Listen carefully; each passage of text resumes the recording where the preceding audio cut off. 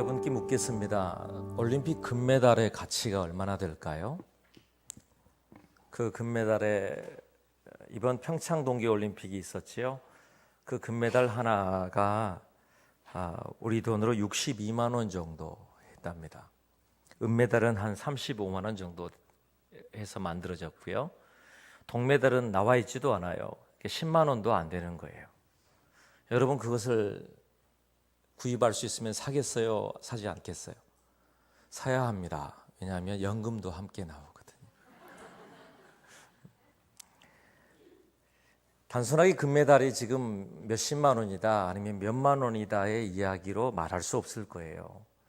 왜냐하면 단순한 그것은 금의 가치가 아니라 그 메달의 가치가 아니라 지금 이 선수가 살아왔던 그의 삶의 전부의 이야기고 지난 4년 동안 또 얼마나 열심히 준비했는지에 대한 그 모든 것의 보상 아니면 당신이 승리자입니다라고 하는 상징으로 보여주는 것이기 때문에 그것을 단순한 돈의 가치로 말할 수 있는 게 아닐 겁니다. 저는 오늘 여기 앉아있는 여러분에게 오늘 이 금메달의 이야기를 하는 것은 2018년 이 한 해를 지나오면서 여러분이 이 예배하는 자리에 마지막 앉아있다는 것, 그것은 마치 전 제일 높은 금메달의 시상식 때에 올라 있는 것과 같다, 이런 생각이 들었기에 여러분을 격려하고 축복합니다. 여러분은 승리자입니다. 저는 그렇게 하지 못했는데요. 아니, 지금 이 자리에 앉아 있는 것, 내가 예배하는 자리에 있는 것, 내가 하나님을 바라보고 하나님을 의지하는 자리에 지금 있다고 하는 것 자체가 우리는 승리자요, 또한 하나님의 은혜로 이곳에 허락하신 선물을 받고 있는 줄로 믿습니다. 그 은혜로 여러분의 삶에 더 풍성한 응원이 있기를 축복하고요, 하나님의 역사하심이 충만하게 드러나기를 예수님의 이름으로 축복합니다. 그래서 오늘 저는 이 빌립보서의 말씀을 통해서 사도 바울이 빌립보 교회에게 편지했던 내용이 바로 이 해를 마무리하는 이 마지막 주일에 우리에게 주실 수 있는 메시지다 생각이 들었습니다.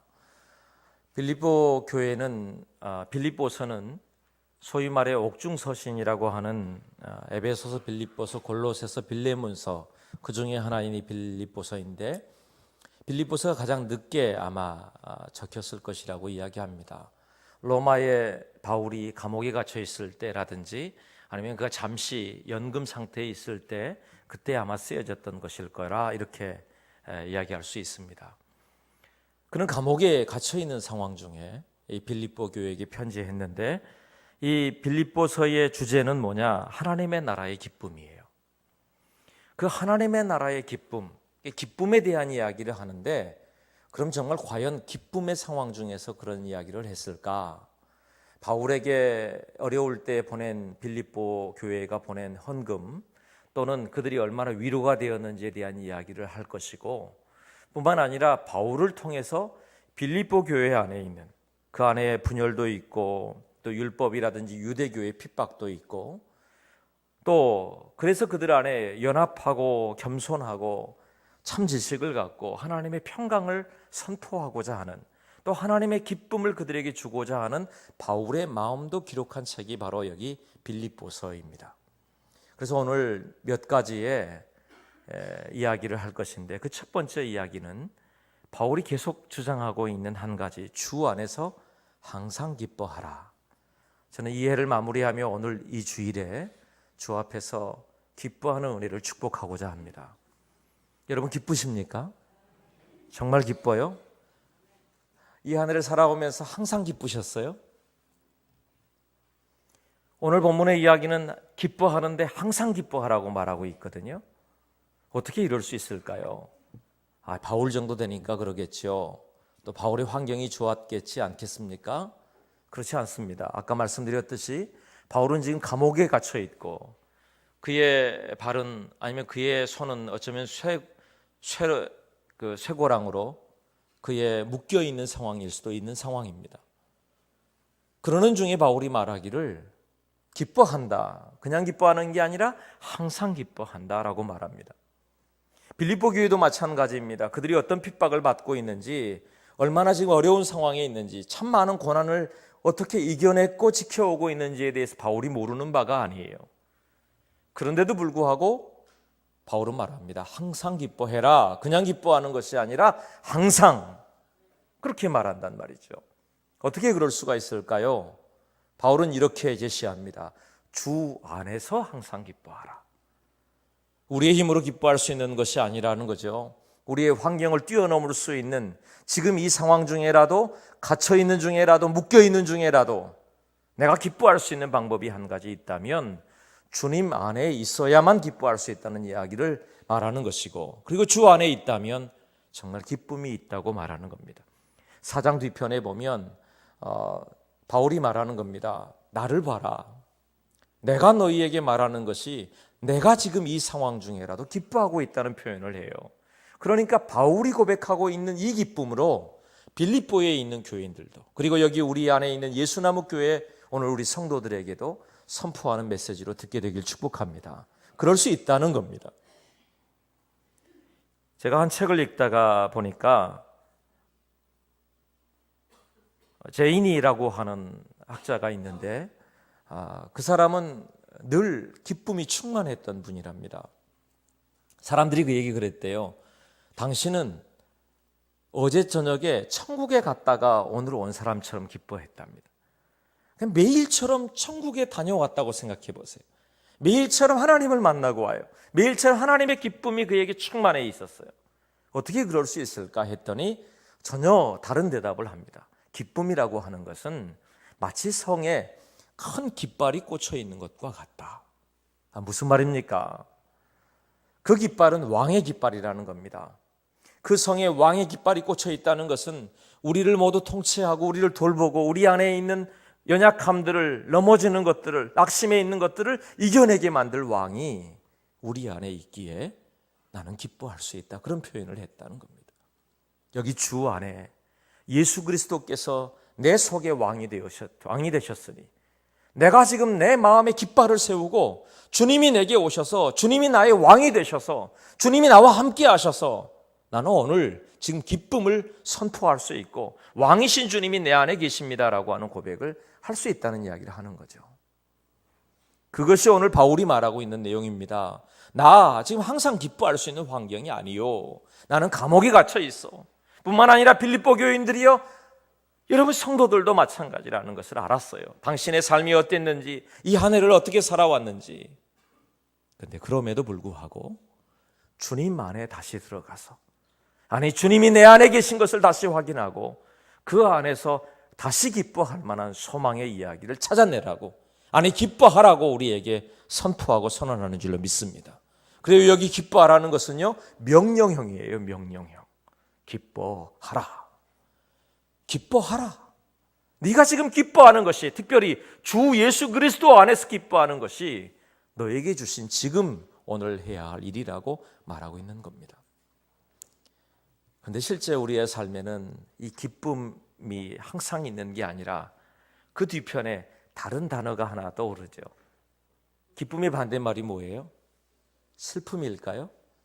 제가 보기에 다 여러 가지 표현할 수 있지만 낙심이라고 하는 표현을 더 맞는 말인 것 같아요. 우리를 기쁘게 하지 못하는 것은 잘 들여다보면 다른 사람들이 보기에 이 정도의 상황이면 기뻐할 수 있을 것 같은데 그게 기뻐하지 못할 때가 많아요.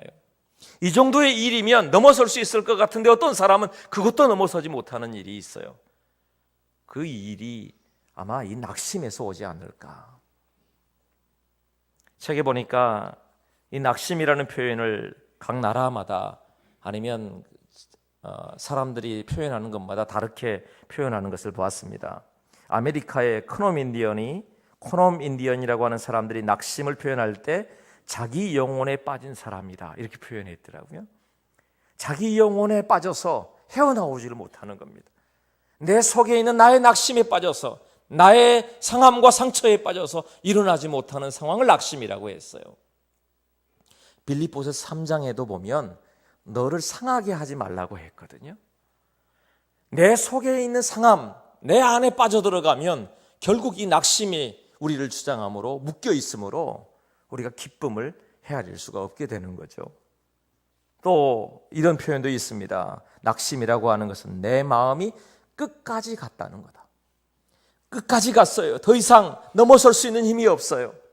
이제 더 이상 일어설 수 있는 힘이 없어요. 끝나버렸어요. 끝까지 가서 이제 막막해요. 어찌할 바를 모르는 상황이 닥쳤어요. 그것을 낙심이라고 했습니다. 근데 낙심이라는 말을 그대로 표현하면 떨어질 낙자의 뭐예요? 마음이에요. 마음이 떨어졌다.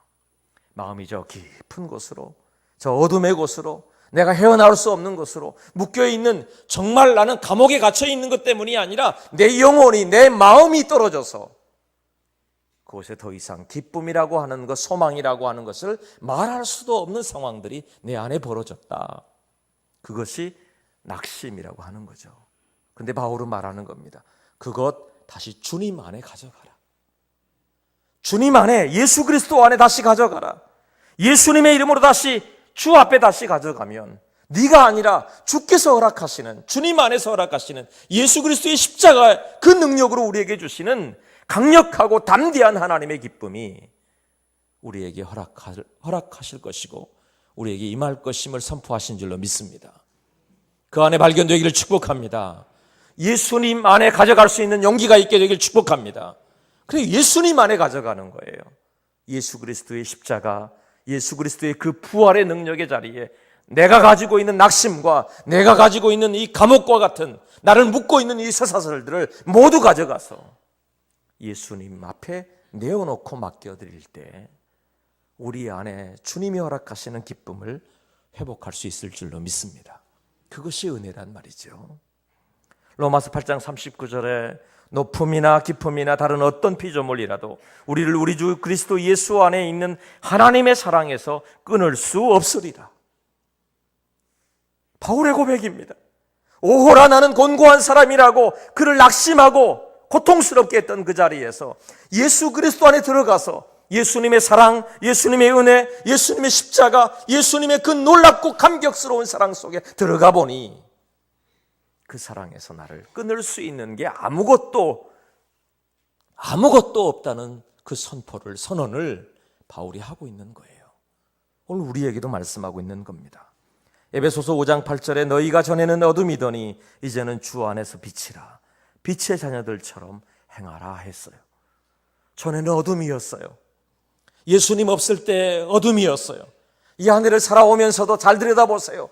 주님 없이 나 혼자서 있다고 여겨질 때, 내 마음이 낙심될 때, 내가 무언가 묶여있다고 여겨질 때, 내가 감당할 수 없다 여겨지는 그 순간이 어둠이 아니던가요?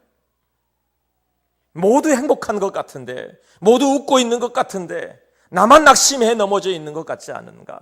나만 무너져서 내가 일어서지 못하고 있지는 아니한가? 그런데 주님의 빛이, 예수 그리스도의 빛이 내 안에 비추게 되었다는 사실을 다시 발견하는 겁니다. 주님의 빛 가운데로 내가 들어가는 겁니다. 나의 어둠을 가지고 갔더니 이게 언제 어둠이었는지. 어둠이 무엇이에요? 빛이 없는 거예요. 빛이 없는 것.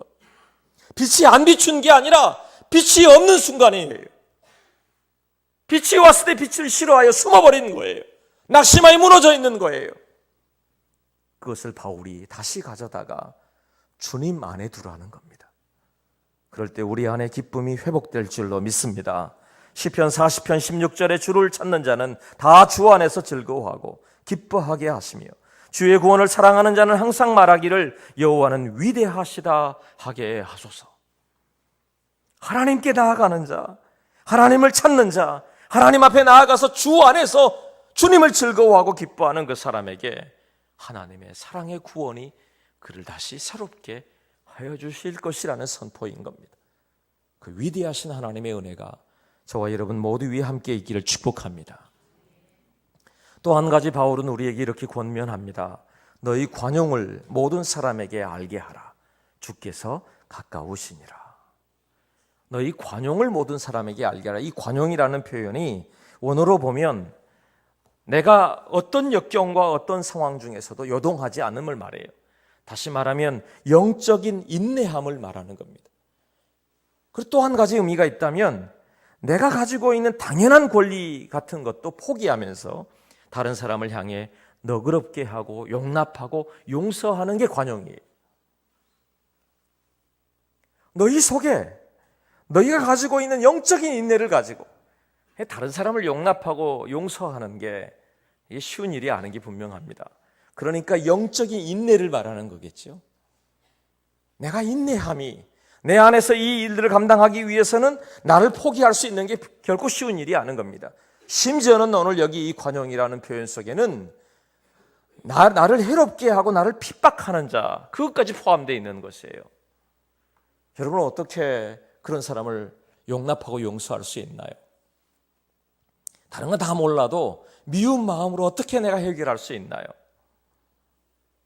그런 마음이 드는 건 여러분 멀리 있는 사람들에게 이루어지는 게 아닙니다. 실은 가까이 있는 사람이기에, 사랑했던 사람이기에, 그리고 또 내가 믿었던 사람이기에 어떤 때는 상처가 되고 어떨 때는 힘듦이 되고, 그것 때문에 내 속에서 미움이 싹트기도 하는 것이죠. 그래서 오늘 이 이야기는 거기 빌립보 교회 안에서의 이야기일 수 있어요. 우리 가정, 아니면 우리 형제들, 우리 친구들, 혹시 이 한 해를 지내면서 여러분의 마음에 이와 같은 힘듦과 연약함을 가져다 준 분이 있다면 오늘 이 말씀에 용기를 내보셨으면 좋겠어요. 관용하라. 너 네 마음에 한번 참고 담대해서 네 안에 있는 것을 내려놓고 포기해서 너그럽게 네가 다가서고 네가 함께 할 수 있으면 좋겠다. 어떻게 할 수 있습니까? 바울이 이 일이 얼마나 어려웠다면 그 뒤에 방법을 제시하면서 이렇게 말했어요. 주께서 가까우심이라. 이 주께서 가까우심이라고 하는 표현이 비슷하게 쓰였던 한마디 단어가 있는데 마라나타입니다. 아멘 주 예수여 어서 오시옵소서. 어서 오시옵소서. 다시 말하면 주님께서 오실 때가 가까웠으니 그 마음 가지면 용납하고 용서할 수 있고, 그리고 여기 관용할 수 있다는 표현을 하고 있는 거예요. 우리가 한없이 우리가 삶의 일들을 쌓아왔고 앞으로 가져간다고 생각하면 이걸 용납할 수 있는 힘이 우리에게 없을 수 있습니다. 그런데 주께서 우리에게 말씀하신다면, 야, 내가 내일 올 것인데 오늘 네가 네 마음에 있는 것들을 해결해라. 네가 용납해라, 용서해라, 사랑해라. 그리고 네가 가서 네가 손을 내밀어라. 네가 너그럽게 다시 대해주어라. 네가 하나 되게 해라. 그러면 여러분 어떻게 할 수 있겠어요? 해야지요. 만약 주님이 오늘 오후에 오신다면 네가 오늘 이 순간에, 지금 이 순간에 네 마음에 거리낌이 있지, 네 마음을 묻고 네 마음에 상처를 주었던 이들이 있다면 그것 또한 예수님의 이름으로 용납해라. 그런다면 해야겠지요. 우리가 알고는 있습니다. 누가복음에 보면 500데나리온 빚진 자, 50데나리온 빚진 자의 이야기를 하시죠. 더 많이 빚진 우리가 탕감을 받았다면, 은혜를 받은 자라면 당연히 너도 또한 은혜를 베푸는 것이 당연하다고 이야기하고 계시는 겁니다. 이 일이 정말 어려운 일이지만, 숙제 같은 일일지 모르지만 이해가 가기 전에 사랑하는 여러분, 우리의 마음에 먼저 담대하게 기도하고 이 사랑을 선포하고 우리가 함께 나아가서 이 연약하게 만들었던, 우리를 묶고 있었던 것들에 대하여, 사단의 속삭임에 대하여, 우리가 감당할 수 없다고 말하는 것들에 대하여 담대하게 이겨낼 수 있는 힘이 있게 되길 축복합니다. 손을 내미는 용기가 있게 되길 축복합니다. 마라나타, 주님이 오실 때가 가까웠기 때문에 그렇다는 것입니다. 그리고 또한 우리는 이렇게 말하기를 쉽게 합니다. 고린도전서 15장 10절에 그러나 내가 나된 것은 하나님의 은혜로 된 것이니 내게 주신 그의 은혜가 헛되지 아니하여 내가 모든 사도보다 더 많이 수고하였으나 내가 한 것이 아니요 오직 나와 함께 하신 하나님의 은혜로라. 우리 그런 표현 많이 하잖아요. 지나온 1년을 하나님의 은혜로 살았습니다. 그런데요, 아까 말씀드렸지요, 은혜 받은 자면 은혜를 나누어야 된다는 겁니다. 너희가 서로 사랑할지니 하나님을 본 사람이 없으되 너희가 서로 사랑하면 그 안에서 하나님이 드러난답니다. 하나님이 보인답니다. 알고는 있는데 제가 너무 큰 숙제를 드리나요? 그런데 다시 생각해 보라는 겁니다. 주님이 오실 때가 가까웠다고 이야기한다면, 주님이 오늘 오신다면, 주님이 내일 오신다면 나는 어떤 일들을 오늘 해야 할까? 그렇게 할 수 있는 은혜, 그런 힘을 주실 줄로 믿습니다. 그런데 오늘 이 말씀을 준비하다가 갑자기 떠올려지는 한 가지 단어가 있었어요. 고양이 목에 방울 달기라고 하는 것이었습니다. 고양이 목에 방울 달기 아시죠? 쥐들이 회의를 했습니다. 왜냐하면 고양이에게 늘 잡혀서 어떤 이는 죽기도 하고 늘 괴로움을 당하고 두려워 떠는 쥐들이 모였습니다. 이 일을 어떻게 하면 좋겠느냐는 거예요. 우리가 이렇게 늘 두렵게만은 살 수 없는데 어떻게 할까? 우리 교회도 고양이가 있지 않습니까? 작년에 그 집사로 임명을 했어요. 우리 교회에 온 지 5년 이상이 되었거든요. 우리 교회 안에서 정말 예전에 작은 쥐들이 돌아다녔었는데 고양이 때문에 지금 우리 고집사 때문에 사역을 정말 잘하고 있어요. 아주 깨끗해졌습니다. 그 회의가 벌어졌습니다. 어떻게 할까? 다 의견이 분분하지만 해답이 없었습니다. 그런데 한 지혜로운 젊은 쥐가 하는 말이 고양이 목에다가 방울을 달죠. 그러면 움직일 때마다 소리가 날 거니까 어디서 오는지 어떻게 하는지를 알 것이니까 우리가 빨리 도망가면 되지 않습니까? 너무나 좋은 방법이라고 막 박수를 치고 난리가 났어요. 그렇게 하면 되겠다고. 근데 옆에 있던 늙은 쥐가 하는 말이 그런데 누가 가서 고양이 목에 방울을 달 건데? 그랬더니 아무도 아무 말도 하지 못하더랍니다. 제가 보기에 우리가 은혜를 받아라, 하나님 앞에 서라라고 하는 말은 쉽게 우리가 할 수 있어요. 하나님 앞에서는 하나님의 은혜입니다. 눈물로 고백할 수 있어요. 찬양할 수도 있어요. 위대하신 하나님을 찬송할 수 있는데 내가 가장 가까운 이들에게 용서해라, 사랑해라, 용납해라, 네가 손을 내밀어라 그렇게 말하는 건 마치 고양이 목에 방울 다는 정도의 힘든 일이 아닌가. 그렇죠? 우리의 감정을 움직여서 그것을 용납할 수 있다는 게 쉬운 일이 아닌 걸 알아요. 그런데 오늘 바울은 말하는 겁니다. 주님 안에 계시면, 아니 주님이 오늘 오신다면 왜 그거 못하겠느냐는 거예요. 주님 오신다면 못하겠는 게 아니라 해야 된다는 것이에요. 이 한 해의 마지막 주일입니다.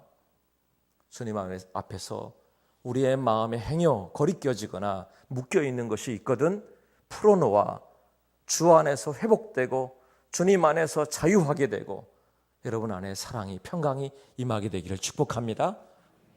그 은혜를 힘입어 다시 시작하는 겁니다.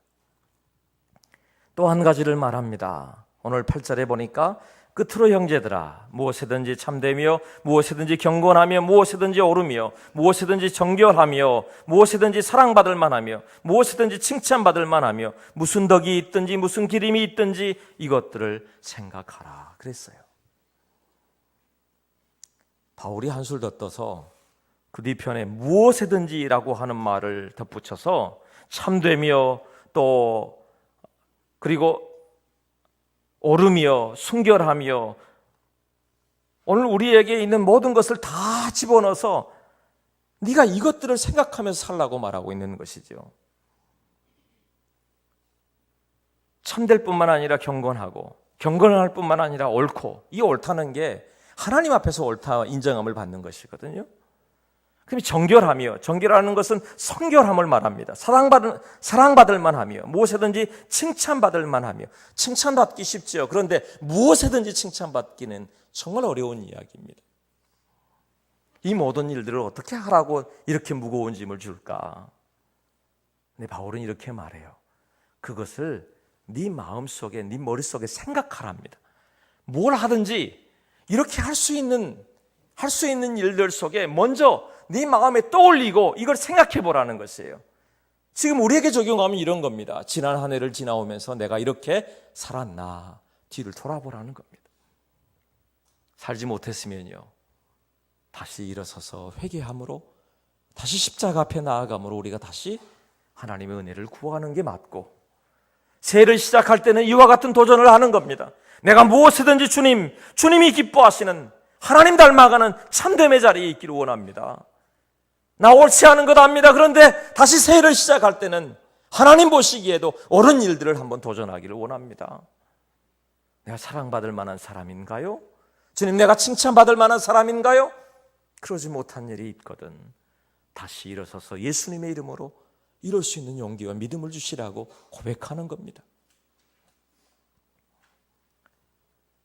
우리가 다시 뒤를 돌아보아서 우리가 어떤 자리에 있는지, 어떤 모습에 서 있는지, 다시 나를 돌아보아서 하나님 앞에서 내가 어떤 모습인지를 다시 발견하는 것, 하나님의 뜻이 어디에 있는지를 다시 묵상하고 기대하는 것. 바울이 여기 지금 권면하는 것은 그런 거예요. 왜 우리 연약함을 몰라요? 아까 말씀드렸듯이 빌립보 교인들이 분열되어 있고 그들 안에서 다툼도 있고 그들 안에서 해결하지 못하는 두려움도 있는 거예요. 염려와 걱정들이 그들 안에 가득 있는 것을 알아요. 그런데도 왜 이런 용기를, 왜 이런 부담을, 이런 명령을 그들에게 하는 것일까요? 다시 하나님 앞에서, 주 안에서 다시 우리가 살아야 될 방향을 정리하고 그리고 그 방향대로 가라고 우리에게 권면하기 위함인 거예요. 욥기 1장 5절에 보니까 욥이 어떤 사람이었는지를 알려줍니다.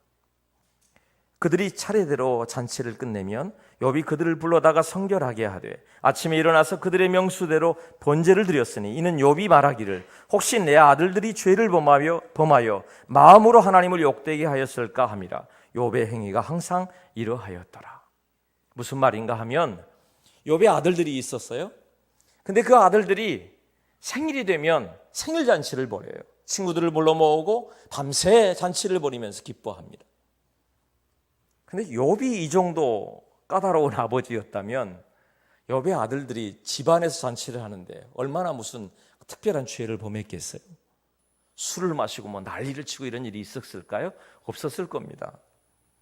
그런데도 불구하고 아침이 되면 그 자녀들의 명수대로, 그 사람들의 수대로 번제를 하나님께 드리는 겁니다. 죄 회개의 번제를 하나님께 드리는 것이죠. 참 이상한 일입니다. 저녁에는 생일 잔치를 하고 아침에는 번제를 드려요. 이게 욥이 늘 했던 일이라는 것입니다. 왜 그랬을까요? 욥이 다시 돌아보아서 이렇게 말하는 겁니다. 내 아들들이 죄를 범하여 마음으로 하나님을 욕되게 하였을까? 돌아보는 겁니다. 행여 내 안에 내 마음으로라도, 내 삶에서라도 내가 다시 돌아보아서 하나님께 나아가서 하나님께 번제를 드리며 하나님께 회개의 제사를 드리며 하나님께 나아가서 다시 회복의 은혜를 구하면서 하나님 앞에 서는 시간을 갖는 겁니다. 오늘 이 시간이 부담스러워도 그 시간이 우리에게 주신 은혜요, 특권이에요. 특권이죠. 왜냐하면 회복해 주실 것이기 때문입니다. 다시 소망으로 일어서게 하실 것이기 때문입니다. 다시 이 일을 명령하는 것은, 이 일을 이야기하는 것은 주 안에 들어가면 주께서 허락하신 은혜를 우리에게 베풀어 주실 줄로 믿습니다.